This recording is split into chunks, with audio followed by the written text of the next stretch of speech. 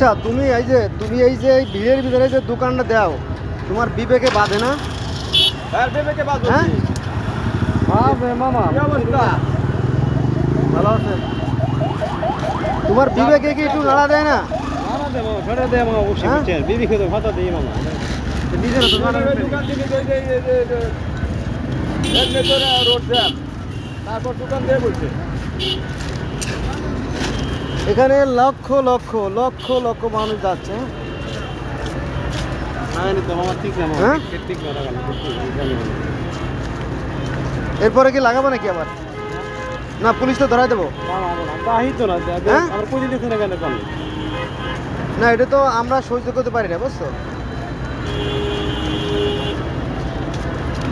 এরপরে দেখলে কিন্তু পুলিশ তো ধরাই দেবো। হ্যাঁ, মনে থাকবে? হ্যাঁ, ঠিক আছে। এখানে এখানে দেখেন যে কি সাংঘাতিক রকমের জ্যাম। এই জায়গাটা, হ্যাঁ, লক্ষ লক্ষ মানুষ ভোগান্তির শিকার এদের মতো সামান্য কয়েকজন মানুষের কারণে। এই দেখেন, এই যে, হ্যাঁ, এখানে পুলিশ আছে, পুলিশ নাই তা না, কিন্তু ওরা নিষ্ক্রিয়, ওরা এখন আর কাজ করে না।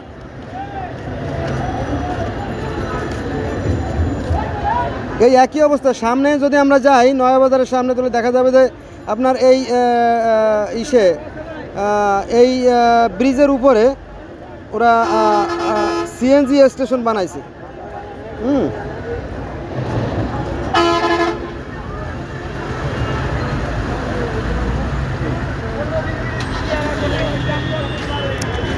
এই জায়গাগুলো কিন্তু পরিষ্কার করার কথা, দেখেন। হ্যাঁ,